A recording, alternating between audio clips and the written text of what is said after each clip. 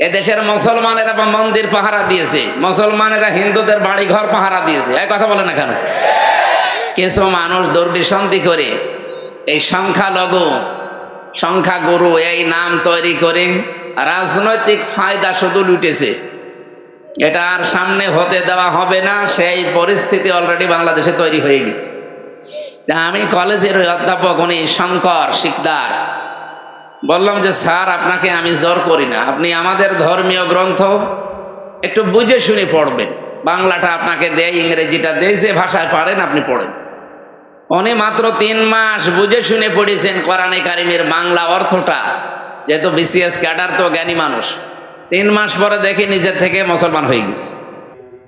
সাল্লাল্লাহু আলাইহি ওয়া আলা আলিহি ওয়া আসহাবিহি ওয়া আতবারিহি আজমাইন লাইলা ওয়া নাহারান ফিত তারাফাইন فقد قال الله تعالى في كلامه المجيد وبرهانه التوحيد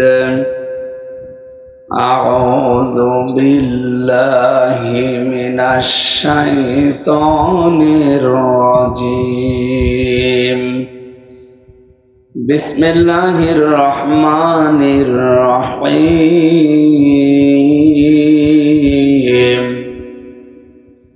ألف لام ميم ذلك الكتاب لا ريب فيه هدى للمتقين صدقت يا ربنا اللهم صل على سيدنا مولانا محمد وعلى آل سيدنا مولانا। এখানে দাঁড়িয়ে গল্প করে কারা? বসেন। বাংলাদেশের ঐতিহ্যবাহী জেলা কুষ্টিয়া খোকসা থানার অন্তর্গত শেখপাড়া বিহারিয়া একতারপুর বালক বালিকা হাফিজিয়া মাদ্রাসা এতিমখানার উদ্যোগে ৫ম বাৎসরিক তাফসীরুল কোরআন মাহফিল। শব্দটার সাথে কোরআন যুক্ত আছে, তাফসীরুল কোরআন মাহফিল। তাফসীর মানে ব্যাখ্যা বিশ্লেষণ করা। কিসের? কোরআনের। বলেন তো কিসের? এই যে রমজান মাস চলছে, এই মাসে আল্লাহ এই কোরআন দিয়েছিলেন। আজকে মনে হয় 24 তারিখ নাকি? আর মাত্র 2 দিন পরে যে রাত আসতেছে 27শে রমজান, আমরা সবাই জানি যে ওই রাতে আল্লাহ কোরআনে কারিম নাজিল করেছিলেন। ইন্না আনজালনাহু ফি লাইলাতিল কদর। সুতরাং গুরুত্বপূর্ণ একটা জায়গায় এবং সময় আমরা বসে আছি এমন একটা বিষয় শোনার জন্য। যদিও আপনাদের যে প্রধান অতিথি বলছিলেন কষ্ট আসলে হয়েছে, আমি তো এখানে 11টায় ওঠার কথা, আমি 11টার সময় এসে বসে আছি। আপনারা বলছেন না আপনি আশপাশে ঘরেন, এখানে জোহরের পরে আসবেন, আমাদের মেহমান আসতে দেরি হবে। আমার এখন আর একটা অনুষ্ঠান ছিল কুষ্টিয়ায়, পেছিয়ে দিয়েছি। আপনারা মনে হয় সেই সকাল 10টা থেকে বসে আছে, খাওয়া দাওয়ার চিন্তা নেই, এই জন্য আপনারা বসে আছেন। তাছাড়া অন্য মাস হলে তো ধরে রাখাও কঠিন হয়ে যেত। যাক, রহমতের সময় আমরা বসে আছি, আমাদের যেন কষ্টটা আল্লাহ লাঘব করে দেন। এ মাহফিলের সম্মানিত সভাপতির দায়িত্বে আছেন জনাব আমিরুল ইসলাম খান। এ মাহফিলের প্রধান অতিথি, বিশেষ করে কুষ্টিয়া জেলার কৃতি সন্তান জনাব অবসরপ্রাপ্ত lieutenant general SM Motiur Rahman Jewel সাহেব, রাজবাড়ী জেলার মানুষ না, দামাত বারকাতুহুমুল আলিয়া। বিশেষ অতিথি জনাব আফজাল হোসাইন, সাবেক ভাইস চেয়ারম্যান কুমারখালী উপজেলা পরিষদ। প্রধান মেহমান আলহাজ আনোয়ার খান, বিশেষ মেহমান নজরুল ইসলাম, আমিরে জামাত খোকসা উপজেলা। সম্মানিত পরিচালক ইঞ্জিনিয়ার হাফেজ মাওলানা সাইদুল ইসলাম। এটা ব্যতিক্রম না, হাফেজ মাওলানা হওয়ার পরে ইঞ্জিনিয়ার বৈজ্ঞানিক হওয়া যায়, এটা আমাদের দেশে নেই। আমি বিশ্বের অন্যান্য দেশে গিয়ে এগুলো পেয়েছি। মিশরে যান, ওমানে যান, মালয়েশিয়া যান, কোরআনের হাফেজ পাশাপাশি ইঞ্জিনিয়ার, কোরআনের হাফেজ, পাশাপাশি পাইলট। আমাদের দেশের শিক্ষা ব্যবস্থায় কালচারটা নেই। নবীজির সবগুলো কাজ আমাদের জীবনের জন্য সুন্নাত, আমাদের জীবনের জন্য কি এটা আপনারা বিশ্বাস করেন বা শোনেন, মানেন, এরকম কিছু তো নাকি? আপনাকে ঘুমাচ্ছে? আমি জানি এলাকায় অনেক অমুসলিম আছে, তাহলে আপনারা তো আর না, আপনারা ঘুমালে হবে। ওনারা ধর্ম যেহেতু এটা নেই, ওনারা ঘুমাক। তাহলে আমরা বলছিলাম যে অন্যান্য দেশের কালচারে ওইটা মেলে, কিন্তু বাংলাদেশে এটা নেই। তারপরও যেহেতু উনি হাফেজ, মাওলানা, এরপরে এবার ইঞ্জিনিয়ার, আল্লাহ রাব্বুল আলামিন তার এই ছোট্ট গোলামকে যেন কবুল করেন, বলেন আমিন। আমাদের শিক্ষা ব্যবস্থা ওইভাবে তৈরি করা দরকার। নবীজির সব কাজ যদি সুন্নাহ হয়, তাহলে বিশ্বনবী নিজে কোরআনের হাফেজ ছিলেন না ছিলেন না? বলেন না কেন? না, আমরা উম্মত হিসাবে যে যেখানে আছি, নারী হোক পুরুষ হোক, আমাদেরও হাফেজ হওয়া দরকার। আমি কি বেশি বলে ফেললাম? এটা যেহেতু আমাদের দেশে নেই এই কালচারটা, আমি অন্যান্য দেশে গিয়ে পেয়েছি। ওমানে রিক্সা চালায় অথবা ওই যে টেম্পো চালাচ্ছে, বাসে করে আমাদের নিয়ে যাচ্ছে, কোরআন শরীফ পড়ছে। জিজ্ঞাসা করলে নাম কি? আব্দুর রশিদ, নামের আগে হাফেজ। একটা ড্রাইভার কোরআনের হাফেজ। এই জন্য এই নিয়মটা আমার মনে হয় পালন করা দরকার। শুধু হাফেজ না, কোরআনে কারিমকে বোঝারও ব্যবস্থা করা দরকার। আর এইটার জন্যই মনে হয় এলাকায় মাদ্রাসার প্রতিষ্ঠিত হয়েছে। এটা যেন যেভাবে দরকার ওইভাবে যেন। এটা কি খোকসা থানার ভেতরে না? খোকসা থানার শেষের গ্রাম। আমার নিজের জন্ম এই জেলায়, কুষ্টিয়া। বাংলাদেশ সহ বিশ্বের অন্যান্য জেলায় গেলে পরিচয় দিলে ভালো লাগে, কিন্তু ওই যে একটা জায়গা আছে বাংলাদেশে যেখানে গাঁজা খায় পুলিশ পাহারা দিয়ে, এই কারণে একটু কেমন কেমন লাগে। সারা পৃথিবীর মনে হয় একটাই নিরাপদ জায়গা যেখানে এই পুলিশরা পাহারা দিয়ে গাঁজা খাওয়ায়। ওই যে পুলিশ বসে আছে, খাওয়া ওনাদের দায়িত্ব এটা। কিন্তু আমরা যারা খাই তাদের তো বিবেক নষ্ট হয়ে গেছে। নেশা দ্রব্য যত বিষয় আছে সরকার জিরো টলারেন্স দিয়েছে, এরপরও এগুলো আসে কি করে? এতদিন যাই হোক এসেছে, এখন যেন আর না আসে। কারণ এতদিন যারা নিয়ে আসতো, আপনারা জানেন আমাদের পাশের প্রতিবেশী যারা, এখান থেকে সোনা, আমার বাংলাদেশ থেকে সোনা যায়, রূপা যায়, তামা যায়, ভালো ভালো জিনিসগুলো সব পাচার হয়ে যায়। আর ওখান থেকে আসে বাবা, ডাল, আর ওই যে গাঁজা। গাঁজা কি? আমি জেলখানায় ছিলাম 3টা বছর। একদিন জেলার এসে একজনকে দেখি পিটাচ্ছে। কি হয়েছে স্যার? বলছে শয়তান জেলখানার ভেতরে গাঁজা গাছ লাগিয়েছে। গাঁজা গাছ লাগালো কি করি? ওরে জিজ্ঞাসা করছে যে গাঁজার গাছ লাগালে বেশ পেলি কোথায়? স্যার আমি কোর্টে গিয়েছিলাম, আমারও তো কিছু হিতাকাঙ্ক্ষী আছে। আসার সময় ওরা কিছু পোটলা দিয়েছিল, ওই যে পিজন ভ্যানে এভাবে ছুঁড়ে মারে, আমি একটা ধরেছিলাম। তো একটা ধরার পরে দেখি ওর ভেতরে কিছু বিষ আছে। এখন জেলে ঢোকার সময় তো পরীক্ষা করে ঢোকায়, এমনকি মেশিনে তুলে দেয়, স্ক্যান করে, কি করা যায়। তখন মুখের ভেতরে নিয়েছে, মুখের ভেতরে দাঁতের ওই মাড়ির কোণে এমন ভাবে রেখেছে মেশিনে ধরা পড়িনি। ভেতরে নিয়েছে, ওই বোতল দেয় পানি খাওয়ার জন্য, বোতলের মুখ কেটে ফেলে দিয়ে ওখানে মাটি ভরাট করে ওর ভেতরে বীজ লাগিয়েছে। 2 মাস। বলছে স্যার দেখেন কত বড় হয়েছে। হিন্দু জেলা ছিল তো দেবদুলাল, উনি বলছে বেটা শয়তান, পুলিশ তোরে গাঁজা খাওয়ার কারণে জেলে দিল, তুই জেলের ভেতরে এসে গাঁজার গাছ লাগালি, তোরে তো স্বর্গে দেওয়া লাগবে। আমাদের সারা বাংলাদেশ সহ বিশ্বের একটাই নিরাপদ জায়গা যেটা আমাদের জন্মভূমি কুষ্টিয়া, সেখানে পুলিশে পাহারা দিয়ে গাঁজা খাওয়াচ্ছে। এটা আমার মনে হয় বন্ধ হওয়া দরকার।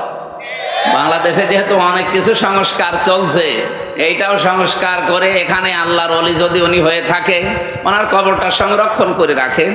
মানুষ দেশ থেকে আসবে, ওনার আল্লাহর কাছে ক্ষমা চাবে।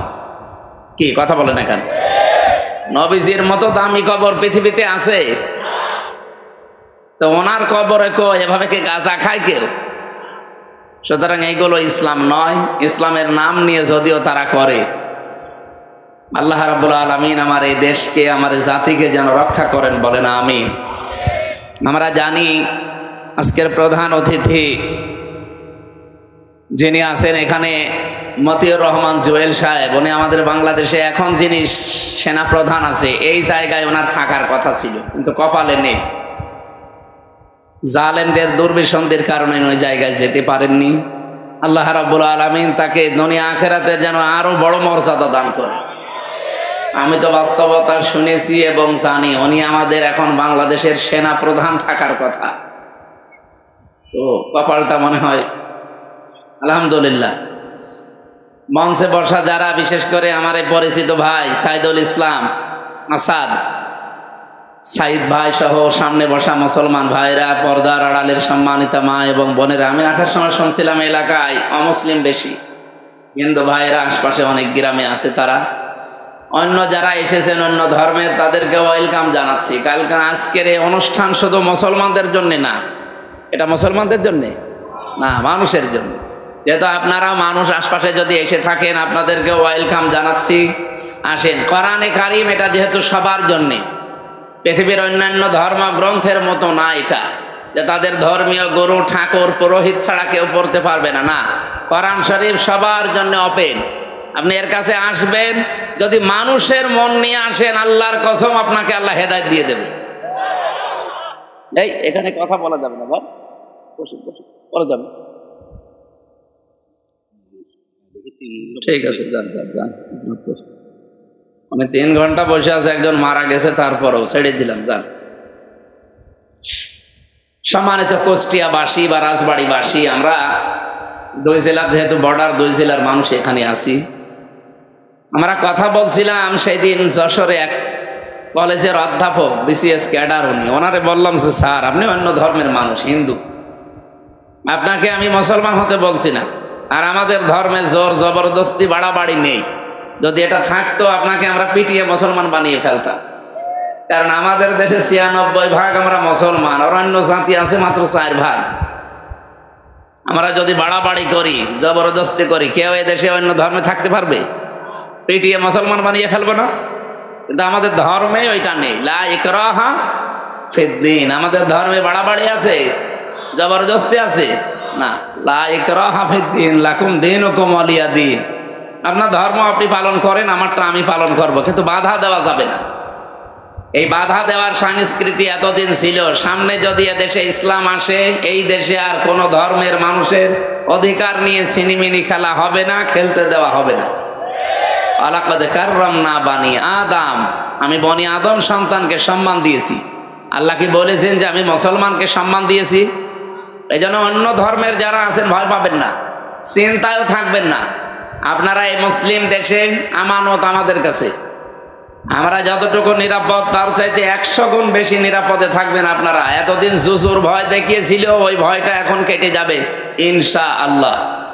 গোবিন্দ পরামানিক কয়েকদিন আগে ঘোষণা দিয়েছে, আপনারা শুনেছেন, আপনাদের হিন্দু নেতা, উনি জানিয়েছে এই দেশে যদি ইসলাম আসে আমরা সবচাইতে বেশি নিরাপদে থাকতে পারব।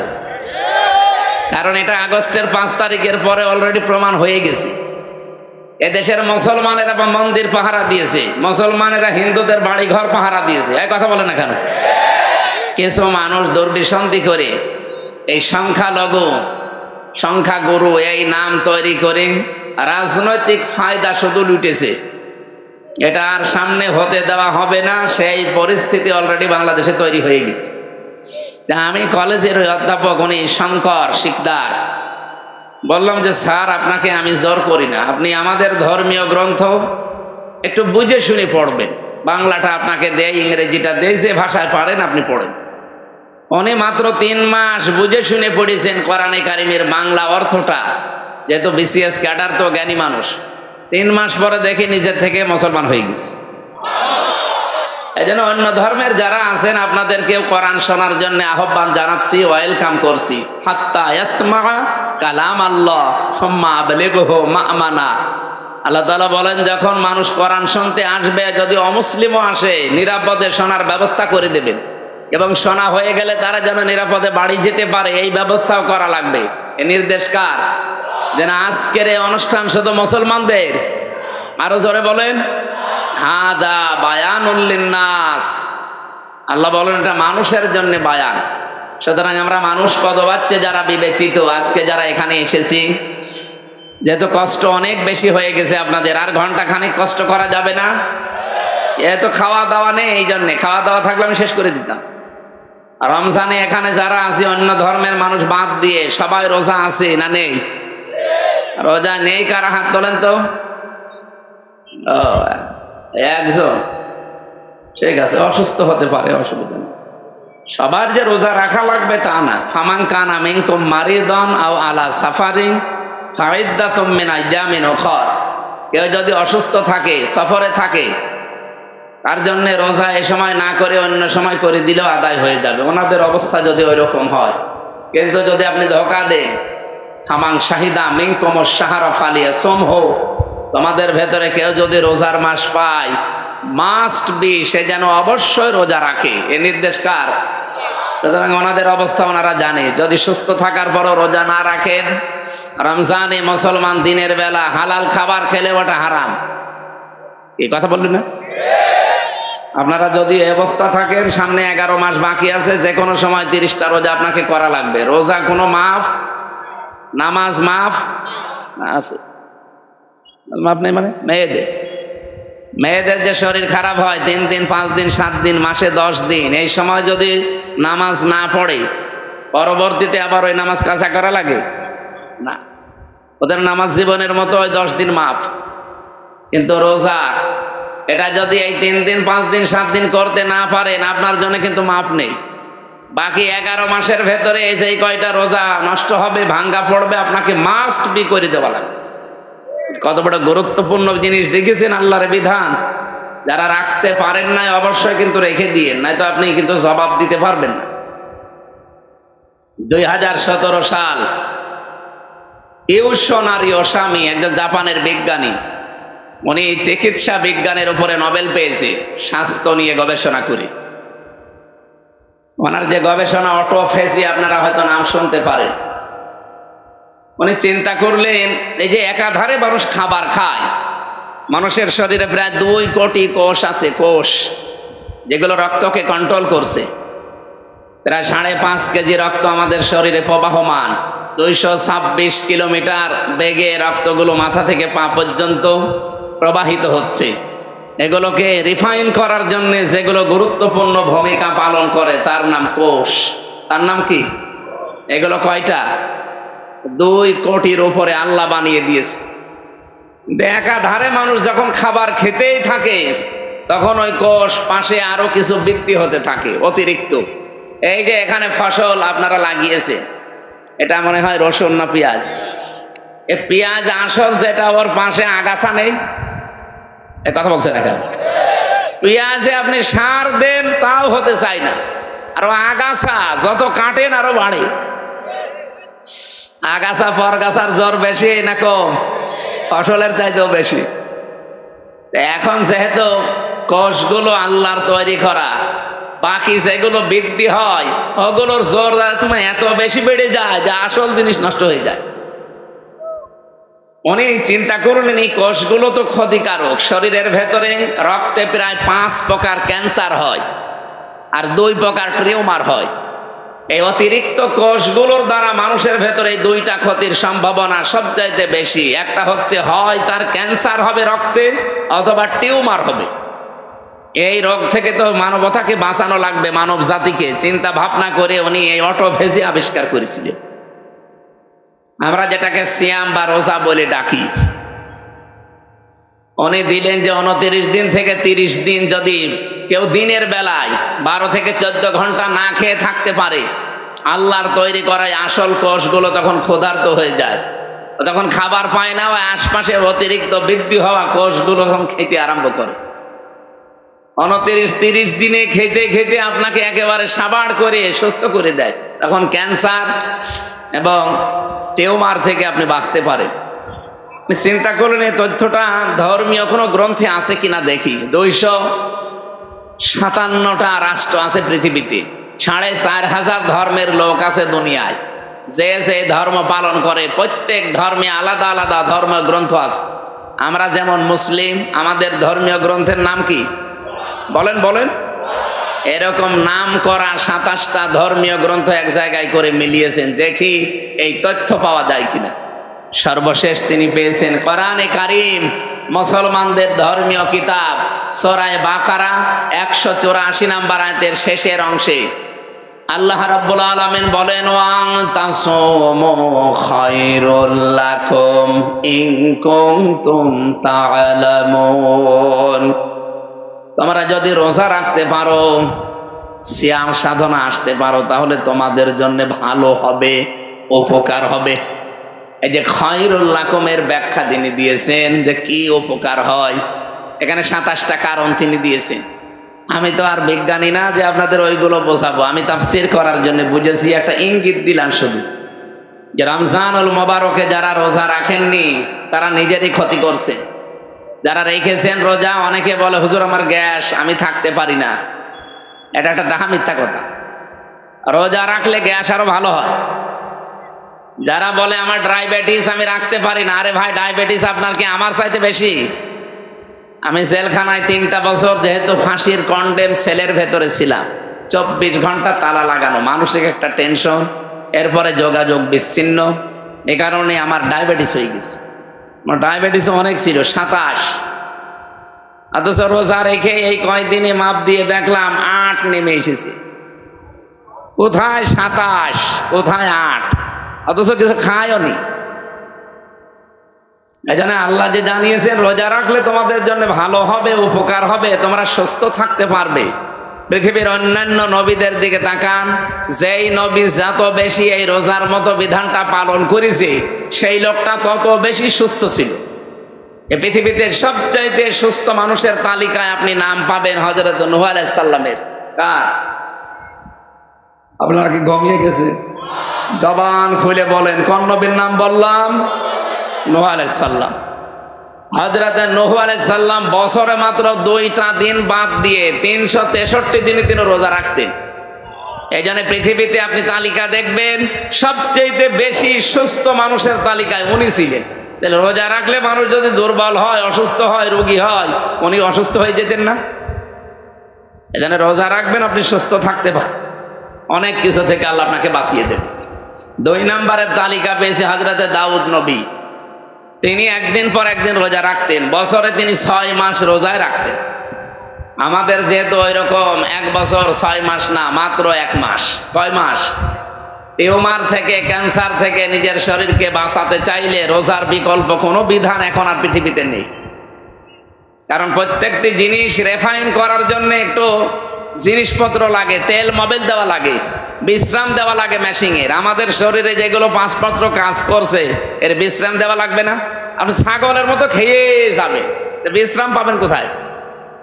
এই জন্যে তো খাবারেরও একটা লিমিট আছে। খাবার খাওয়ার আগে 3টা সুন্নত পালন করা লাগে। কয়টা? 1 ভাগ খাবার, 1 ভাগ পানি, আর 1 ভাগ হজম হওয়ার জন্য খালি রাখতে হবে। নবীজি বলেন, আমার উম্মতেরা যদি এই সুন্নাত মেনে খাবার খায়, কোনদিন তাদের পেট বুকের উপরে উঠবে না। আর আমরা এমন উম্মত, বুক নেই, খালি পেট। এই কথা বললেন না? আপনি দেখেন সারা বাংলাদেশে এমন এমন মানুষও ছিল যাদের বুক ছিল না, খালি পেট।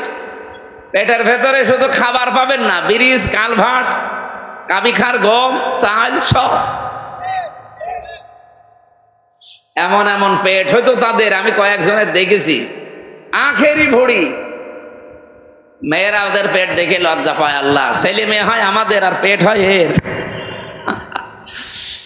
সুতরাং আমরা ভড়ি বানাতে চাই না, আমরা বুক বানাতে চাই। প্রত্যেক নবীর বুক ছিল বড়, পেট ছিল ছোট, কারণ তারা ওই সুন্নত পালন করত। এই কথা বোঝেন? আজকে থেকে কি এরকম খাবেন ছাগলের মতো 3 ভাগ করে খাবার খান। মানুষ না খেলে মরে যায়, কম খেলে মরে যায় আমরা পাইনি, বেশি খেলে মরে, এ খবর পাননি? আপনার নির্ধারিত যেহেতু রিজিক লেখা আছে, ওই রিজিকটা যেন মরণ পর্যন্ত যায়। আপনি খেয়ে যদি এখনই 1 বছরে সব শেষ করে ফেলেন, 10 বছর বাঁচবেন? আশা করছি খাবারের এই সুন্নতটা পালন করলে আমাদের গ্যাস্ট্রিক, আলসার, বিভিন্ন পেটের যে পীড়াগুলো হয় এগুলো থেকে আল্লাহ আমাদেরকে বাঁচাবেন নবীর সুন্নতের কারণে। আমরা রমজানুল মোবারকে কোরআন আল্লাহর বাণী সবার জন্যে, মানুষের সম্মান যেহেতু আল্লাহ বাড়িয়েছেন, এখানে শুধুমাত্র মুসলমানদের সম্মান আমি বাড়িয়েছি এ কথা কোরআনে আল্লাহ দেননি, দিয়েছেন ওয়ালাকাদ কাররামনা বানি আদম। সূরা বানি ইসরাঈল ৭০ নম্বর আয়াতের প্রথম অংশে আছে। আল্লাহ রাব্বুল আলামিন বলেন, এই পৃথিবীতে যত সৃষ্টি আমার আছে সব চাইতে সম্মান দিয়েছি আমি মানুষদেরকে। এই জন্য যে ধর্মের লোক আপনি হন না কেন, আপনি যেহেতু মানুষ, আপনাকে আমরা সম্মান করি বা করব। কি মসজিদে নববীতে নবীজি বসে আছেন, একটা লাশ যাচ্ছিল সামনে দিয়ে, নবীজি সঙ্গে সঙ্গে দাঁড়িয়ে গেলেন। সাহাবীরা বলে, হে হুজুর আপনি দাঁড়ান কেন, ওটা তো ইহুদির লাশ। বিশ্ব নবী বলেন, সাহাবীরা লোকটা ইহুদি তাতে কি, লোকটা তো আল্লাহর বান্দা। সুবহানাল্লাহ বলতে পারেন না? আমি মানুষের সম্মানে দাঁড়িয়েছি। এই লোকটা কোন ধর্ম পালন করে আমি ওইটা দেখি না, আমি দেখেছি লোকটা আল্লাহর বানানো কিনা। যেহেতু লোকটাকে আল্লাহ বানিয়েছে, এই জন্য আল্লাহর সৃষ্টির শ্রেষ্ঠ আশরাফুল মাখলুকাত, তাকে আমি সম্মান দিয়ে দাঁড়িয়ে গেছি তার লাশের সম্মানে। অবাংলার মুসলমানেরা, যেই নবী আমাদের নবী যাকে আমরা দাবি করি, তিনি মানুষ মারা গেলেও সম্মান দিতে ভোলেননি, অথচ আমরা জীবিত মানুষদেরকে সম্মান দিতে চাই না। কি জীবিত মানুষদের জন্য আমরা এখন আতঙ্ক হয়ে গেছি। আজ হাজারো জায়গায় রাহাজানি, চিন্তায়, মারামারি, কাটাকাটি, কত আতঙ্ক অবস্থা। এ দেশটা এখন অনেকেই জাহান্নাম বানানোর জন্য চেষ্টা করছে। আগস্টের 5 তারিখের আগে কিন্তু এ বাংলাদেশ আর নেই। 5 তারিখ পাল্টিয়ে এখন মার্চ মাসের 24 তারিখ চলছে। সুতরাং পৃথিবী যেমন পাল্টিয়েছে, বাংলাদেশও কি এই জন্য দেশটাকে নৈরাজ্য করার জন্য, অস্থিতিশীল করার জন্য বিভিন্ন টিপস আসছে বিভিন্ন জায়গা থেকে। এগুলোতে পা দিয়ে যদি কেউ দেশে অশান্তি তৈরি করে, গোপালগঞ্জের মতো পেছনে লাল হয়ে যাবে। আপনি হয়তো টের পাচ্ছেন না কিছু। একবার পিটিয়েছিল না গোপালগঞ্জে আর্মিরা, এমন পিটানো পিটিয়েছে পেছনে লাল হয়ে গেছে।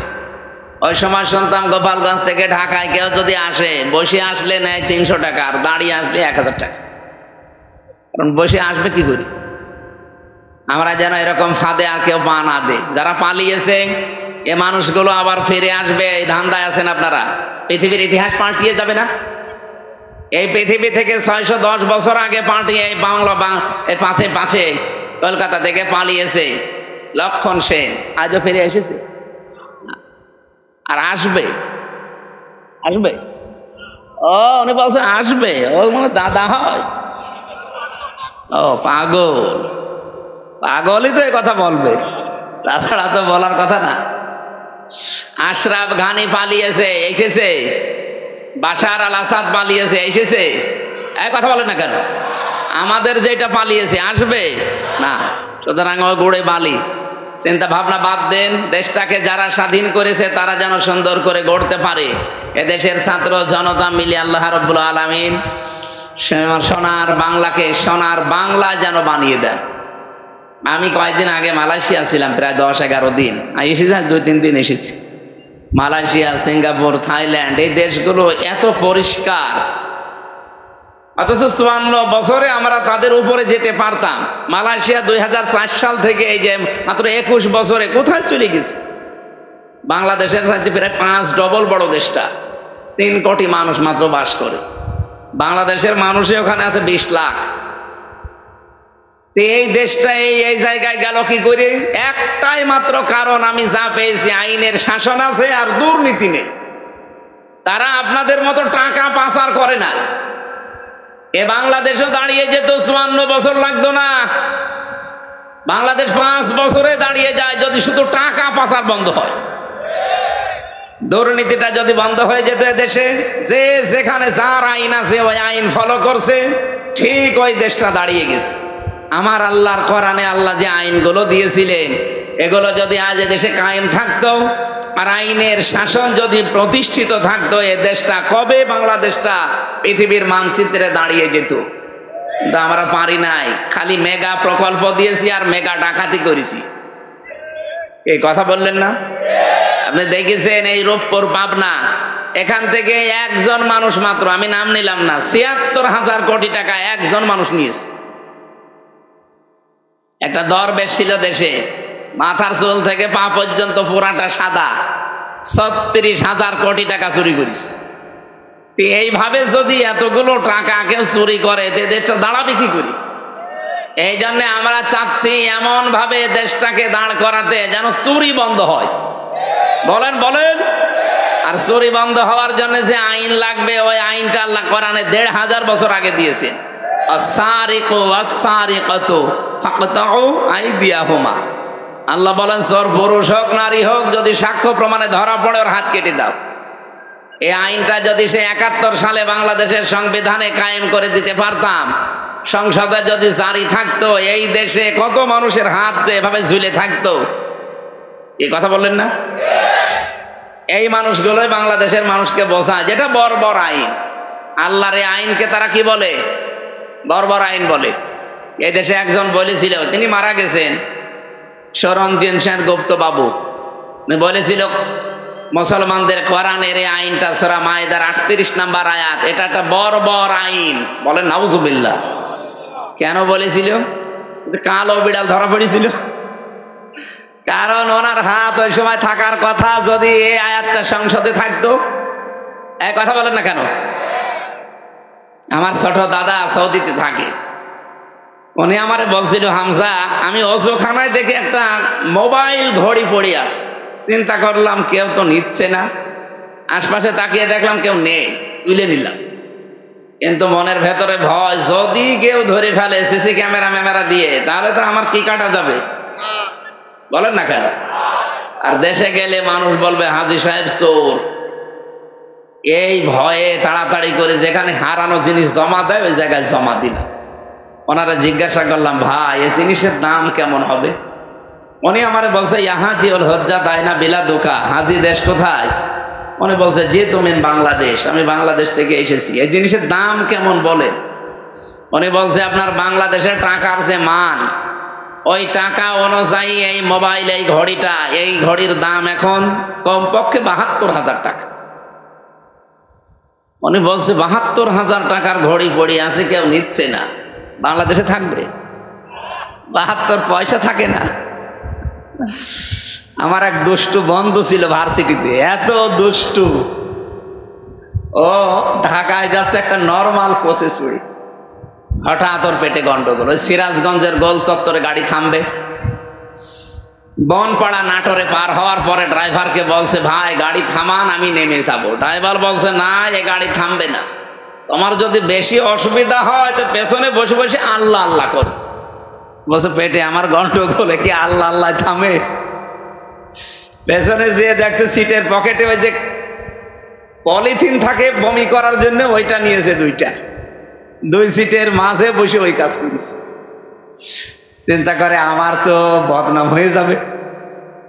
পকেট থেকে একটা রুমাল বের করে 4 কোনা করে বেঁধে দিয়েছে, জালানার কাজ খুলে পেছনে ফেলে দেবে। আল্লাহর ইশারা, পেছনে আসছিল মোটরসাইকেল ওলা, পড়বে কি একেবারে মোটরসাইকেলের সামনে।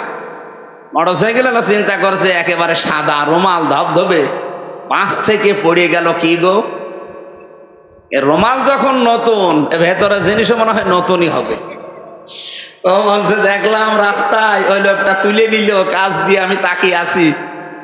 ও বাড়ি যেয়ে টের পাবেন যে কোন নতুন জিনিস। আমারে বলছিল, হামজা, আমরা যেভাবে ডিজিটাল হওয়া আরম্ভ করেছি, এদেশে পায়খানাও নিরাপদে নেই, তার প্রমাণ আমারটা। না, নিরাপদ যদি আমরা করতে চাই, এদেশে সোনা পড়ে থাকবে, যারটা তার ঘরে পৌঁছিয়ে দেবে, সেটার জন্য এই যে এইটা দরকার। এই কথা বলছেন। আল্লাহ রাব্বুল আলামিন এই রমজানুল মুবারকের জন্য এইটার নাম দিয়েছেন শাহরু রমাদানাল্লাযী উনজিলা ফীহিল কুরআন। আল্লাহ পাক বলেন এই সেই মাস যার নাম রমজান। এখানে আমি তথ্য জানার জন্য বলছি, আলেম আছে না, ওরা কোরআন শরীফে কয়টা মাসের নাম আছে বলেন তো? কয়টা? না। মুহররম, সফর, রবিউল আউয়াল আছে? নেই। ওরা কোরআনে মাত্র একটা মাসের নাম আল্লাহ দিয়েছেন, তার নাম রমজান। 12টা মাসের নাম সূরা তাওবা একবারে আছে, কিন্তু নাম নেই। ইন্না ইদ্দাতাশ শুহুরি ইনদাল্লাহি 12 শাহরান ফি কিতাবিল্লাহ।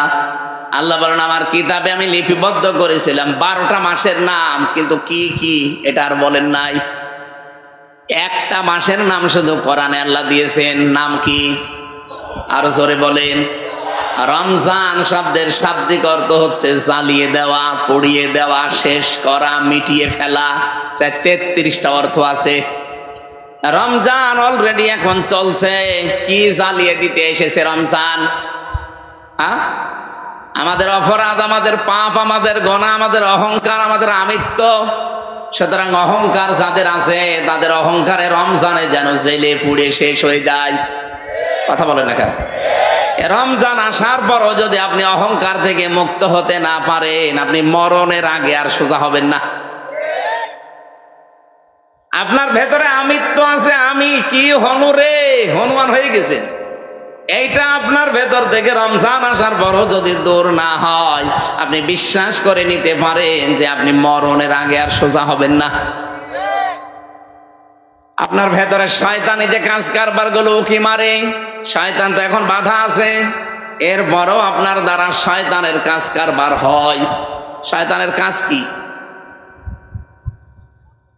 শয়তানের 1 নাম্বার কাজ হচ্ছে দুনিয়াতে শয়তান অপচয় করে বেশি। কি করে? আরো জোরে বলেন।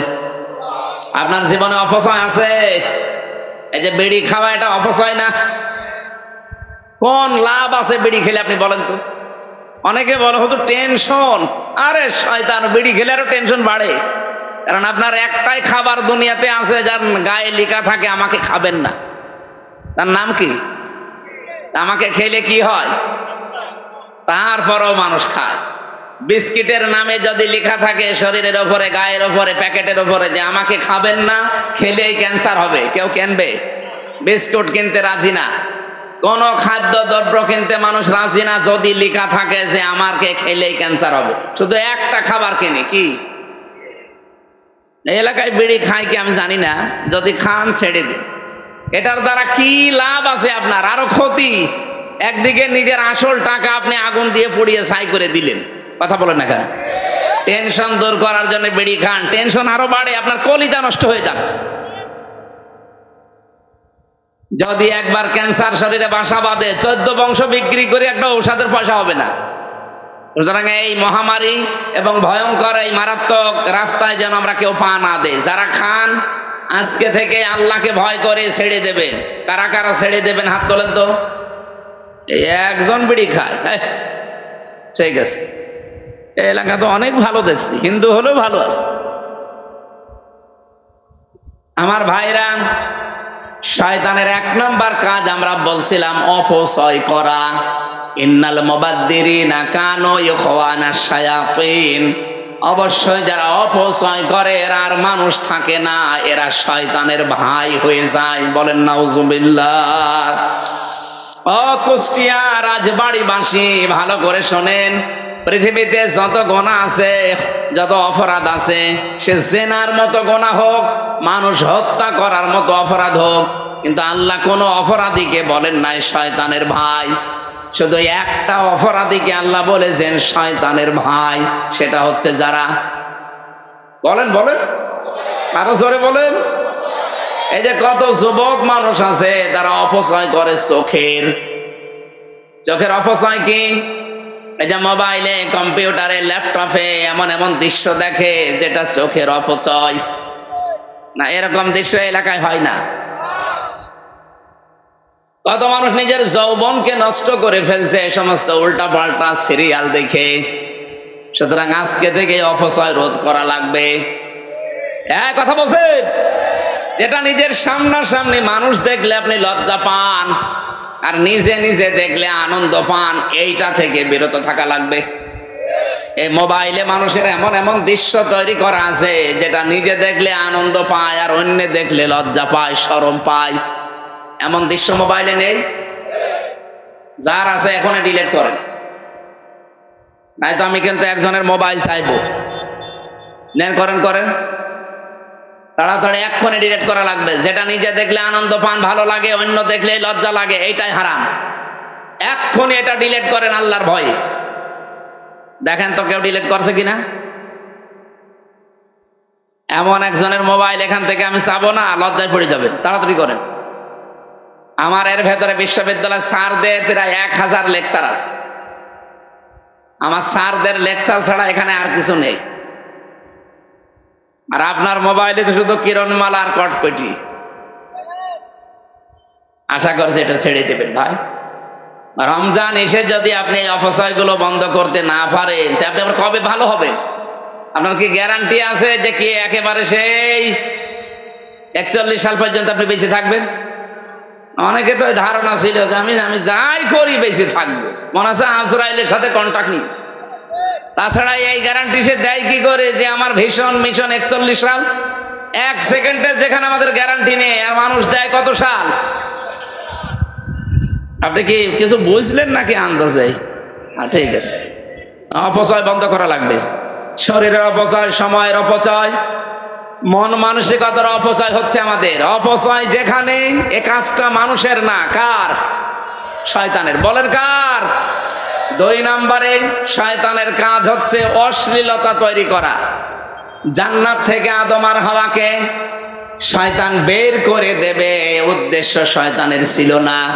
শয়তানের প্রথম উদ্দেশ্য ছিল আদম আর হাওয়াকে উলঙ্গ করবে, তাদের লজ্জা স্থান দেখবে।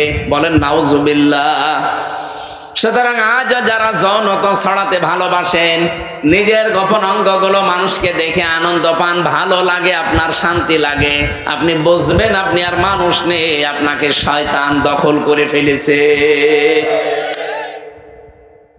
আজকের জুয়েল সাহেব যদি বাড়িতে যেয়ে সালাম দেন, ওনার স্ত্রী বের হয়ে বলছে শোরের বাচ্চা, না রাগ হবে না? জ্ঞানী মানুষ হলে রাগ করার কথা না।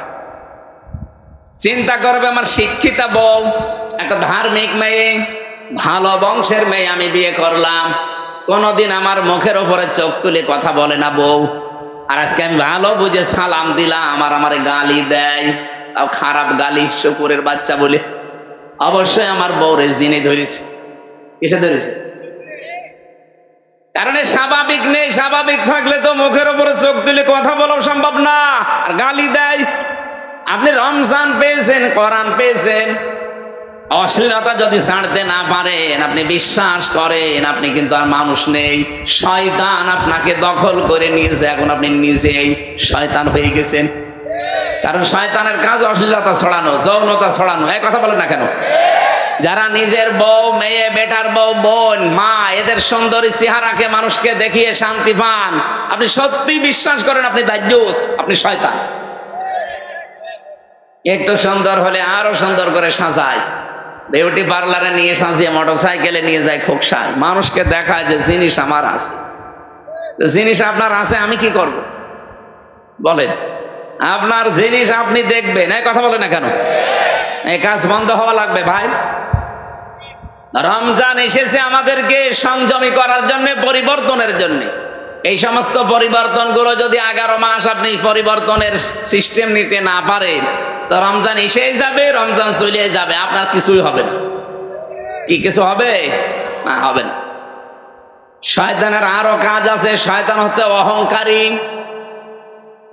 আমার যতটুকু ধারণা, যারা এই 2024 সালের 5 আগস্টে পালিয়ে গেছে, একটা মাত্র কারণ, তারা অহংকারী ছিল। এক কথা বলেন না কেন? আপনি একটা জায়গা দেখান তো যেখানে তারা অহংকার করে নাই। ইউনিয়নের মেম্বার থেকে শুরু করে একেবারে সংসদের যিনি দায়িত্বে, প্রত্যেকটি জায়গায় দেখেন যে যেখানে ছিল সেখান থেকে তার ক্ষমতার অহংকার দেখিয়েছে। কেউ বসেছিল এই এলাকায়? কেউ বসেছিল? একটা চেয়ার পেলেই মনে হচ্ছে চেয়ারের গরমে এসে, যে যখন চেয়ারে থাকে সে তখন গিয়ারে থাকে। এই যে আমি এখন চেয়ারে আছি না, আমিও গিয়ারে আছি। স্যার এখন চেয়ারে আছে না, উনিও গিয়ারে আছে। কিন্তু চেয়ারে যারা বসে তাদের স্মরণ করা দরকার, পৃথিবীর কোন চেয়ার স্থায়ী না। কথা বলেন না কেন? যেখানে যে চেয়ারে বসেন না কেন, সঙ্গে সঙ্গে আগে মনে রাখবেন যে আমাকে এখান থেকে ওঠা লাগবে। আমি এই যে বসলাম, চেয়ার আমাকে কিন্তু কানে কানে বলেছে যে বেশি সময় না, মাত্র 1 ঘন্টা 1.5 ঘন্টা, এরপরে নেমে যাওয়া লাগবে। কি কথা বলেন না কেন? কারণ এরপরে এমন এমন ব্যস্ততা, এমন এমন শিডিউল করা আছে যেখানে যাওয়াই লাগবে। যদি এখন শুরু হওয়ার কথা কুষ্টিয়া শিল্পকলা, সেটা বাদ দিয়ে এখানে করছি, এখানে 1-1.5 ঘন্টা লস হলে ওখানে যে ওঠা লাগবে না? ওই চেয়ারে বসে কি আমি একেবারে রাত 10টার মধ্যে থাকতে পারবো? মাগরিবের পর আমার আর একটা অনুষ্ঠান আছে। যে চেয়ারে বসে, পৃথিবীর কোন চেয়ার কারো জন্য স্থায়ী, একটা চেয়ার স্থায়ী শুধু হাসিনারটা না, ও তো চেয়ারে হারিয়ে ফেলেছে। কোনটা? আল্লাহ বলেন আসমান জমিন পরিব্যাপ্ত একটা চেয়ার আছে। ওই চেয়ার কার? ওই চেয়ারের কোনো পরিবর্তন নেই। সুতরাং একটা বাদ দিয়ে পৃথিবীর কোন চেয়ার যেহেতু স্থায়ী না, চেয়ারে বসলেই লাভ দেওয়া যাবে না। আজ কিছু মানুষ নতুন নতুন চেয়ার পেয়েছে তো পাগল হয়ে গেছে, মনে হচ্ছে কি হনরে হনুমান হয়ে গেছে। চেয়ার থেকে যে কিছুক্ষণ পরে নামা লাগবে ওইটা আর মনে নেই। সুতরাং অহংকার যারা করেন, সে চেয়ারের হোক, টাকা পয়সার হোক, যারই হোক, অহংকার এটা মানুষের না শয়তানের? আরো জোরে বলেন। শয়তান অহংকার করেছিল জান্নাতের ভেতরে। হযরত আদম আর হাওয়াকে সেজদা দেওয়ার জন্য আল্লাহ আদেশ দিয়েছিল, বলে না, আনা খায়রুম মিনহু খালাকতানি মিন নারি ওয়া খালাকতাহু মিন তিন। তুমি আমাদেরকে আগুন দিয়ে বানিয়েছো আর ওদেরকে বানিয়েছো মাটি দিয়ে। আগুনের কাজ উপরে ওঠা, মাটির কাজ নিচে যাওয়া। সুতরাং উপরের জিনিস নিচের জিনিসের কাছে মাথা নত করতে পারে না। এটা বিজ্ঞানের সাথেও মেলে না, মোস্ট আনসাইন্টিফিক। বলেন নাউজুবিল্লাহ। আল্লাহকে যুক্তি দেখাচ্ছে। আল্লাহ রাব্বুল আলামিন এই অহংকারের কারণে এত বেশি রেগে গেলেন, তাকে আল্লাহ ওই দিন থেকে 2টা জিনিস থেকে বঞ্চিত ঘোষণা দিলেন যে কোনদিন তোকে আমি 2টা জিনিস দেব না। কয়টা? বলেন বলেন। ক্বালা ফাহবিত মিনহা ফামা ইয়াকুনু লাকা আন তাতাকাব্বারা ফিহা ফাখরুজ ইন্নাকা মিনাস সাগিরিন। সূরা আরাফের ভেতরে আছে, আল্লাহ পাক বলেন শয়তানকে ওই দিন আমি 2টা জিনিস থেকে বঞ্চিত করে দিয়েছি। 1 নম্বরে বললাম কোনদিন তোকে আমি জান্নাতে দেব না। 2 নম্বরে কোনদিন তোকে আমি আল্লাহ ক্ষমা করব না। এই জন্য পৃথিবীতে যারা অহংকারী তাদেরকে আল্লাহ 2টা জিনিস কোনদিন দেবেন না। 1 নম্বরে তাদের মাফ নেই, 2 নম্বরে তারা জান্নাত যাবে না। কথার অর্থ বোঝেন আপনি? আমাদের ভেতরেও যদি কারো এই রোগ এসে যায়, তৈরি হয় যে আপনি অহংকার আছে ভেতরে, সে লেখাপড়ার অহংকার হোক, টাকা পয়সার হোক, চেহারার হোক, বংশের হোক, প্রভাব প্রতিপত্তির হোক, ক্ষমতার হোক, যে কোনো অহংকার যদি কারো ভেতরে বাসা বাঁধে, কয়টা জিনিস সে বঞ্চিত হবে? আরো জোরে আর একবার বলেন, আর একবার। 1 নম্বরে কোনো দিন আল্লাহ তাকে ক্ষমা, বলেন বলেন। 2 নম্বরে সে কোনো দিন জান্নাতে যাবে। এই জন্য অহংকারী যারা, তাদের একুলও শেষ, আখেরাতও শেষ। এখনো যেহেতু তাওবার দরজা বন্ধ হয়ে যায়নি, অহংকারী যারা আছেন, সে যে কোনো জিনিসের অহংকারী হোক, আমি আবার বলছি, রূপের হোক, লেখাপড়ার হোক, সম্পদের হোক, ক্ষমতার হোক, চেয়ারের হোক, অহংকার যাদের ভেতরে বাসা বেঁধেছে, আপনি এই মুহূর্তে নিজেকে পাল্টান। এখনই তাওবা করে জীবনের মতো ফিরে আসেন, তারপরও আল্লাহর মাফ আপনি পাবেন, জান্নাত পাওয়ার আশা করা যায়। আর যদি নিজের সিদ্ধান্তে অটল থাকেন, অহংকারী হয়ে তাকাব্বুরি নিয়ে থাকেন, কোনোদিন আপনি ক্ষমা পাবেন না, পাচ্ছেনও না, আপনি জান্নাতও পাবেন না। আপনি যত বড় হুজুর দিয়ে দোয়া করান না কেন, দোয়া সব মাঠে মারা যাবে। অহংকার আজ যারা পৃথিবীতে করছে, আপনি তাকান, একটাকেও আল্লাহ ছাড়েন নাই। আপনি মনে করছেন ইসরাইল অহংকার করে একেবারে ঘাড় মোটা করেছিল, আজকে দেখেছেন সকালবেলার দৃশ্য, সারা বিশ্বের মুসলমানেরা কিন্তু অনেকে এখন এক হয়ে যাচ্ছে। ইরান যেভাবে, লেবানন যেভাবে, পাকিস্তান, বিভিন্ন দেশগুলো যেভাবে বলছে না এই অত্যাচার চলতে দেওয়া যায় না, এমনকি বাংলাদেশের ডক্টর মোহাম্মদ ইউনূস পর্যন্ত উনি ঘোষণা দিয়েছে যে ইসরায়েলের এই অন্যায় বন্ধ করা লাগবে। এতদিন কিন্তু আমরা কথা বলি নাই, সৌদি আরবও কথা বলতো না, এখন বলছে, কারণ পৃথিবীর মানচিত্র তারা পাল্টিয়ে ফেলেছে। আমরা এতদিন তালিকা দেখেছিলাম, পৃথিবীর নিকৃষ্ট জাতি 1 নম্বরে ছিল মুশরিকরা, কারণ ওদের দ্বারা মানবতার সবচেয়ে বেশি ক্ষতি হতো। এখন আপনি তালিকা দেখবেন, ইন্টারনেটে সার্চ দেন, তামাম পৃথিবীর সবচাইতে নিকৃষ্ট মানুষের তালিকা হচ্ছে তারা ইহুদি। কি বলেন বলেন? তাদের দ্বারা মানবতার যে ক্ষতি হয়ে গেল ফিলিস্তিনি গাজায়, এটা উঠে আসার মতো আর না। আজ লেবাননে কি, ইসরায়েলে আগুন জ্বলতেছে, এখন ওদের ভেতরে এখন গ্রুপিং হয়ে গেছে। না, কারো ভেতরে যদি একটু মনুষ্যত্ব থাকে, ফিলিস্তিনি গাজার এই দৃশ্য দেখে সে চুপ থাকার কথা না। আমাদের কথা হয়তো পর্যন্ত যাবেও না, কিন্তু এ কথা আমার আল্লাহর আরশে চলে যাবে। আমরা মাজলুমের পক্ষে আছি, জালেমের বিরুদ্ধে আছি, এই কথা বলে না কেন? আমরা আমাদের সাপোর্টার না, আমরা সব সময় এই জালেমদের বিরুদ্ধে আছি। এই জন্য অহংকার করলে যেহেতু আল্লাহ নিজে ধরবেন, আমরা অহংকার থেকে নিজেকে মুক্ত করব, বাঁচাবো। বলেন আমিন। দাওয়াতি কাজ করি আমি, সারা দেশ, সারা পৃথিবীর বিভিন্ন দেশে যাই। দাওয়াত শোনার পরেও দেখি অনেক মানুষ আছে অহংকার করে মুখ ফিরিয়ে চলে যায়। আরে ভাই, আমি কি আমার বাবার দাওয়াত দেই, আমার দাদার দাওয়াত দেই? আমি তো দাওয়াত নিয়ে এসেছি আল্লাহর কোরআনের। কথা বলেন ঠিক কিনা? কয়েকদিন আগে সিঙ্গাপুরে ছিলাম, যে মানুষগুলো বাধা দিলেন আপনারা, আমি কি আমার বাবার কথা বলতে গিয়েছিলাম? বলেন। আমাদের কোরআনের আয়াত, পারা, পৃষ্ঠা, লাইন, রুকু, সূরার নাম, তাফসীরের নাম, সব কোটেশন গুলো একেবারে দলিল আকারে বলে দেয় যে বাড়িতে যে মিলিয়ে নেন। আমি শুধু অ্যাডভাইস করছি। দায়িত্ব তো আল্লাহর, যেহেতু আল্লাহ এখানে নেই, উনি আসেন না, ওই দায়িত্বটা আলেম হিসাবে আমি প্রচার করছি। আর আপনি আমার উপরে রাগ করেন, রাগ কি আমার উপর না আল্লাহর উপরে? আল্লাহ আমাদের হেফাজত করুন, বলেন আমিন। কোরআনে যারাই বাধা দিয়েছে, ডাইরেক্ট ইনডাইরেক্ট, আল্লাহ একটাকেও ছাড়েন নাই, ছাড়বেনও না। কারণ আমার কথা যেমন আমার কাছে খুব ভালো লাগে, দামি মনে হয়, আল্লাহর কথা আল্লাহর কাছে দামি না? বলেন বলেন। আল্লাহ রাব্বুল আলামিন এই জন্যই দিয়েছেন যালিকাল কিতাবু লা রাইবা ফি। কিতাবের আগে আলিফ লাম আছে। রব্বুল আলামিন বলেন এই একটা মাত্র কিতাব আমি দুনিয়ায় পাঠালাম, যেটা মানুষ, যেটার ভেতরে কোনো ভুল নেই, সন্দেহ নেই, অবকাশ নেই। কিতাবের আগে আলিফ লাম দেওয়ার 2 নাম্বার কারণে পৃথিবীতে একটা মাত্র কিতাব আছে যে কিতাব মানুষকে হেদায়েত দিতে পারে। বলেন সুবহানাল্লাহ।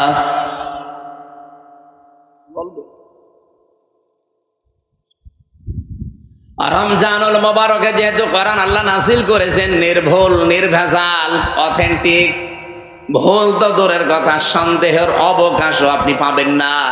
আল্লাহ বলেন কোরআন দিয়েছি কেন জানো? হুদাল লিল মুত্তাকিন, মুত্তাকিদেরকে হেদায়েত দিতে। প্রশ্ন আসতে পারে, মুত্তাকি হয়ে গেলে আবার হেদায়েত দরকার কি? মুত্তাকি যদি আমি হয়ে যাই, তো আমার হেদায়েত লাগবে কেন? অন্য স্থানে আমরা পেয়েছি হুদাল লিন্নাস ওয়া বায়্যিনাতিম মিনাল হুদা ওয়াল ফুরকান। কোরআন আমি নাযিল করেছি মানব জাতির হেদায়েতের জন্য। এই খেয়াল করবেন, এখানে প্রথম বললেন আমি মুত্তাকিদের হেদায়েত দেব কোরআন দিয়ে। দ্বিতীয় পেয়েছি সূরা বাকারা 185 নাম্বার আয়াতে যে আমি কোরআন দিয়েছি মানব জাতির হেদায়েতের জন্য। 3 নম্বরে সূরা নাহালের 89 নম্বর আয়াতের শেষের দিকে পাবেন হুদাল লিল মুসলিমিন। এই কোরআন আমি দিয়েছি মুসলমানদের হেদায়েত দেওয়ার জন্য। আল্লাহর কথা কয় রকম পেলাম? বলেন বলেন। কথায় পর্যন্ত বুঝেছেন কিনা বলেন? আল্লাহর কথা 3 রকম হয়ে গেল। উনিও কি আমাদের হাসিনা সাহেবের মতো সকালে এক কথা বলে, বিকালে বলে না আমি এটা বলি নাই? আল্লাহ পাক বলেন আমি যেইটা একবার বলি ওইটাই ফাইনাল, কোনোদিন আমার কথা নড়ন চড়ন নেই, রদ বদল নেই। তাহলে এখানে 3 রকম কথা বললেন কেন? তাফসিরে মুফাসসিরিন ইকরাম ফি জিলালিল কোরআনের ভাইসাবিতে লিখেছে 3টাই ঠিক আছে।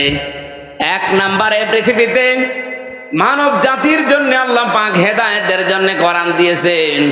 তামাম দুনিয়ার সব মানুষ কোরআনের উপকার পাবে, কোরআন থেকে কল্যাণ লাভ করবে, সম্পূর্ণ না, কিছু না কিছু। এজন্য দেখবেন পৃথিবীর বহু মানুষ আছে কোরআন মানে না, বিশ্বাস করে না, কিন্তু কোরআনে কারিমের কিছু নিয়ম তারা মেনে তারা আবার শান্তিতে আছে। আজ পৃথিবীর অন্যান্য ধর্মের দিকে তাকান, তারা কি কোরআন বিশ্বাস করে? বলেন না কেন? কোরআন মানে, কোরআন যে আল্লাহর পাঠানো কিতাব এটাও তারা বিশ্বাস করতে চায় না, কিন্তু কোরআন থেকে কিছু নিয়ম তারা উপকারের জন্য পারিবারিক জীবনে আর রাজনৈতিক জীবনে তারা নিয়েছে। এটা রেকর্ড হচ্ছে, এই কারণে বলছি। শুধু এই কয়জন মানুষ আমার সামনে না, এখন বাংলার 18 কোটি মানুষই আমার সামনে। এটা কালকে সারা বাংলাদেশে ছড়াবে। আপনি দেখেন পৃথিবীর ময়দানে যারা অমুসলিম, এই যে আপনাদের পাশের গ্রামে হিন্দু, এই হিন্দু ভাইরা কোরআন বিশ্বাস করে না, কোরআন মানেও না, কিন্তু কোরআন থেকে যে একটা নিয়ম আছে বিবাহ, বিবাহের কথা কোরআনে নেই? আমিন আয়াতিহি আন খালাকালাকুম মিন আনফুসিকুম আজওয়াজান লিতাসকুনু ইলাইহা ওয়া জাআলা বাইনাকুম মাওয়াদ্দাতাও ওয়া রাহমা ইন্না ফি যালিকা লাআয়াতান লিকাউমিন ইয়াতাফাক্কারুন। আল্লাহ বলেন আমার বহু নিদর্শন দুনিয়া আছে, এর ভেতরে অন্যতম নিদর্শন এই যে আমি তোমাদের থেকে তোমাদের জোড়া তৈরি করেছি, স্বামীর থেকে স্ত্রী বানিয়েছি। কেন বানালাম? কারণ তার কাছে তুমি শান্তি স্বস্তি এগুলো ফিরে পাবে। তাহলে বিবাহের এই ক্ষেত্রটা ওরা কোরআন থেকে নিয়েছে এই কারণে, কারণ দেখছে পরিবার সমাজ এবং রাষ্ট্রের স্থিতিশীলতা ঠিক রাখার জন্য বিবাহের বাইরে দুনিয়াতে আর কোনো নিয়ম নেই। এই জন্য সব ধর্মে বিবাহ কম বেশি আছে না নেই? ওরা কি বিবাহ করে কোরআনের নিয়ম মতো? বলেন বলেন। কারণ মেনে চলছে তাদের নিজেদের উপকার পাওয়ার জন্য। কোরআনের এই বিধানটা মানার কারণে, এমনকি কোরআনের এই বিধান নবীজি নিজে দেখিয়েছেন, আর নিকাহু মিন সুন্নতি ফামান রাগিবা আন সুন্নতি ফালাইসা মিন্নি। বিবাহ করা আমার সুন্নাত, যে ব্যক্তি আমার এই সুন্নাত থেকে মুখ ফিরিয়ে নেয় সে যেন আমি নবীর উম্মত থেকে খারিজ হয়ে যায়। তাহলে এখান থেকে একটা বিষয় আমরা পরিষ্কার যে বিবাহ করা একটা ইবাদত, বিবাহ করা একটা ইসলামের নিয়ম, কোরআনের নিয়ম, হাদিসের নিয়ম। কথা বলেন ঠিক কিনা? অন্যান্য ধর্মের মানুষেরা কোরআন বিশ্বাস করে না, কিন্তু এই নিয়মটা বিশ্বাস করে, মানে, কারণ তাদের অস্তিত্বকে তাদের জাতিকে ঠিক রাখার জন্য এটা দরকার পারিবারিক জীবনে। এই জন্যে প্রত্যেকটি ধর্মে এটা আছে। 2 নম্বরে রাজনীতি। আপনি দেখবেন বিশ্বের অন্যান্য দেশে রাজনৈতিক যে নিয়ম নীতি, আমেরিকার দিকে তাকান, 200 প্রায় কত 44 বছর চলছে, 241 বছর, 241 বছর একাধারে চলছে আমেরিকা। গণতন্ত্রের নাম বলে তারা, সমান অধিকারের নাম বলে তারা, কিন্তু আজ পর্যন্ত কোনো দিন আপনি শুনেছেন যে আমেরিকার প্রেসিডেন্ট কোনো মহিলা? কথা বলেন না কেন? কেন নেই? নবীজির হাদিস হচ্ছে, কোরআনের আয়াত হচ্ছে, আর রিজালু কাওয়ামুনা আলান নিসা, পুরুষকে বানিয়েছি আমি নেতা। পুরুষ বলেন বলেন, আর মেয়েদের বানালাম তাদের আজ্ঞাবহ। আর হাদিস হচ্ছে লা ইউফলিহা কওমুন আল্লাহু আমরাহুম ইমরাআতান, পৃথিবীতে ওই জাতি কখনো সফল হতে পারে না যে জাতির নেতৃত্ব দিচ্ছে কোনো মহিলা।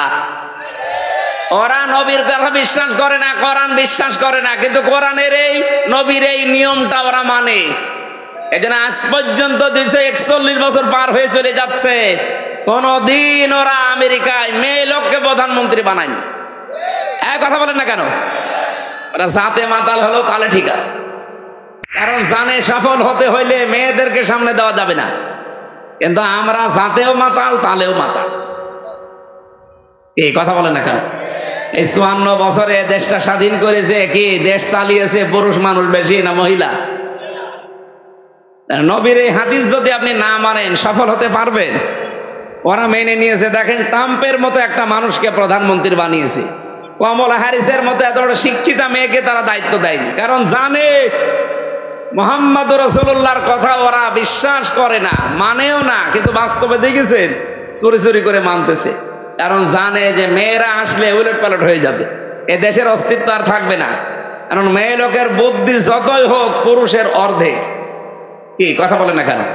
এটাকে আমার বানানো, বিজ্ঞান এখন আবিষ্কার করে দেখাচ্ছে মেয়ে লোককে আল্লাহ পুরুষের অর্ধেক বুদ্ধি দিয়েছে। এই জন্য আমরা আরো পেছিয়ে যাই। আমরা উপরে যেতে পারতাম যদি 54 বছরে পুরুষ মানুষ আমাদের দায়িত্বে থাকতো এবং ওটা যদি আল্লাহওয়ালা হতো। কথা বলেন ঠিক কিনা? হযরত ওমর আল্লাহওয়ালা ছিলেন না? এক কথা বলেন না কেন? এই যে রোজার যে 27টা শিক্ষা পাওয়া যায়, তার ভেতরে অন্যতম শিক্ষা হচ্ছে রোজা জবাবদিহিতা তৈরি করে দেয়। বাংলাদেশে 1628 জন মানুষ দায়িত্বে ছিল। এই 1628 জন মানুষ যদি হযরত ওমরের মতো দায়িত্ববান হতো, জবাবদিহিতা এইটা তৈরি করতে পারতো রমজানের রোজার দ্বারা, এ দেশটা জান্নাত হয়ে যেত। খলিফাতুল মুসলিমিন হযরত ওমর দেশের প্রধান, উনি একটা হিসাব করছিলেন বাতি জ্বালিয়ে লম্প জ্বালিয়ে। দেশের প্রধান বিচারপতি হযরত আলী আসলেন, ডাক দিয়ে বললেন, আলী তুমি আমার কাছে আসলে, প্রধান বিচারপতি তুমি দেশের, বলো তো তোমার ব্যক্তিগত কোনো কারণে না রাষ্ট্রীয় কোনো কারণে? হযরত আলী বললেন, না আমি রাষ্ট্রের কোনো বিষয় নিয়ে আসি নাই, এসেছি আমার নিজের ব্যক্তিগত পারিবারিক জীবনের একটা সমস্যা আপনাকে জানাতে। উনি সঙ্গে সঙ্গে বাতিটা লিভিয়ে দিলেন। হযরত ওমরের বাতি লেভানো দেখে হযরত আলীর মন খারাপ হয়ে গেল, যে কি আমি দেশের প্রধান বিচারপতি, আমাকে দেখে আরো বাতি জ্বালাবে কি, আরো লিভিয়ে দিল। হযরত ওমর বললেন, আলী রাগ করবেন না, আমি কিন্তু আপনাকে জিজ্ঞাসা করেছি প্রথমে যে আপনি এসেছেন কেন। আপনি যদি বলতেন যে আমি রাষ্ট্রের কাছে এসেছি, তাহলে আমি বাতি জ্বালিয়ে রাখতাম, কারণ আমি যে এখন হিসাব করছি এই হিসাবটা রাষ্ট্রের জনগণের তেল পুড়িয়ে আমি রাষ্ট্রের হিসাবে ব্যস্ত আছি। আপনি এসে পারিবারিক জীবনের গল্প করবেন আর রাষ্ট্রের তেল পুড়তে থাকবে, আমি কিয়ামতে জবাব দেব কি?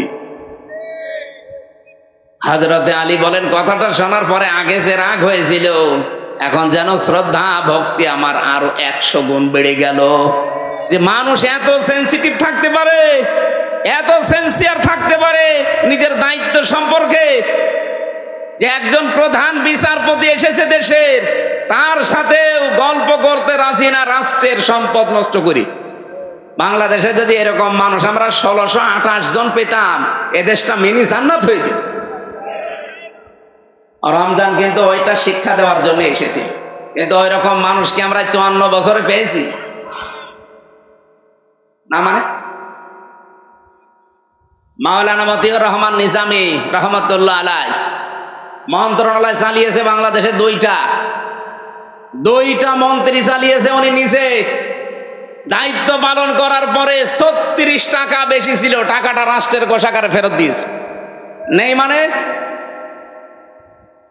আলী হাসান মোহাম্মদ মুজাহিদ রহমতুল্লাহ আলাইহি, এই মানুষটাও মন্ত্রী ছিল, একটা টাকা দুর্নীতি খুঁজে পায়নি অণুবীক্ষণ যন্ত্র দিয়ে। মানুষ নেই মানে ওইরকম মানুষ দেখতে হবে না? আপনি যদি দরবেশের মতো মানুষ দেন, তো 36,000 কোটি টাকা চুরি করবে।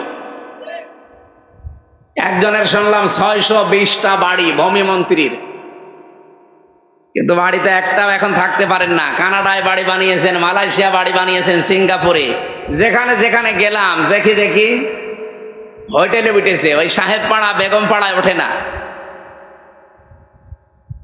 যে হোটেলে উঠলাম, হোটেলের নিচতলায় এসে একটু ঘরব, দেখি 2 শয়তান বসে আছে। কি এখানে কি? বলছো হুজুর আমরা আগে পালিয়েছি। কেন? যে দেশে থেকে মার খাবো। কেন? সাহেব পাড়া বানিয়েছেন, বেগম পাড়া, ওখানে থাকবেন না? ওখানে থেকে মার খাবো। এই দেশে বাঙালি আছে না? যদি দেখে সাহেব পাড়ায় আছি মালয়েশিয়াতে, পিটিয়ে ভর্তা বানিয়ে ফেলবো। এই জন্যে এসেছি, চুরি করে থাকি, কোনো জায়গায় যাই না। কয়দিন থাকবেন এভাবে চুরি করে? কেন এই কাজ করতে গেলেন? হযরত ওমরের মতো দায়িত্বটা পালন করতেন, মরণ পর্যন্ত বাংলাদেশের দায়িত্বে থাকতে পারতেন। কথা বলেন না কেন? কি হবে এত টাকা দিয়ে আপনার? এখন 620টা বাড়িয়ে বানিয়েছিলেন, কি করলেন? একটাও তো থাকতে পারলেন না। এখন থাকা লাগবে ভাড়া করা হোটেলে। এই জন্য হুদাল্লিল মুত্তাকিনের ব্যাখ্যা করার জন্য আমি যেহেতু এ পর্যন্ত এসেছিলাম, খুব খেয়াল করে শুনবেন। কোরআন থেকে হেদায়েত নিবে দুনিয়ার মানুষেরা, আখিরাতে এই মানুষগুলো আর হেদায়েত পাবে না, উপকারও পাবে না, কল্যাণও পাবে না। দুনিয়ায় যারা নিচ্ছে তারা পাবে। 2 নম্বরে মুসলমানেরা আরেকটু বেশি পাবে কোরআন থেকে উপকার, হেদায়েত। এজন্য আমরা একটু বেশি বেশি মানি, একটু উপকারও পাই। 3 নম্বরে সবচাইতে বেশি কল্যাণ পাবে, হেদায়েত পাবে, উপকার পাবে দুনিয়ার আখিরাতে যারা মুত্তাকি। তাহলে 3টা কথাই আল্লাহ ঠিক আছে, যদিও 3 রকম মনে হচ্ছে। কোরআন থেকে 1 নম্বরে কিছু না কিছু ফায়দা পাবে মানুষেরা। 2 নম্বরে কোরআন থেকে ফায়দা আরেকটু বেশি পাবে মুসলমানেরা। 3 নম্বরে সবচাইতে বেশি উপকার পাবে কারা? বলেন বলেন। মুত্তাকিরা উপকার পাবে দুনিয়ার আখিরাতে মিলে। আমরা এবার কোরআন থেকে আপনাদের ব্যাখ্যাটা শোনাচ্ছি, কি উপকার পাবে দুনিয়ার মুসলমানেরা। রব্বুল আলামিন জানিয়েছেন 1 নম্বরে উপকার হচ্ছে, আল্লাহ পাক বলেন আল্লাহ নিজে তাকওয়া যারা অর্জন করবে, কোরআন থেকে যারা হেদায়েত পেয়ে মুত্তাকি হবে, আল্লাহ নিজে তাদেরকে ভালোবাসবেন। কালকে বলবেন ইন্নাল্লাহা ইউহিব্বুল মুত্তাকিন, অবশ্যই আমি আল্লাহ মুত্তাকিদেরকে ভালোবাসি। বলেন সুবহানাল্লাহ। মানুষ অনেক প্রেমিকার ভালোবাসা পাওয়ার জন্য জীবন শেষ করে দেয়।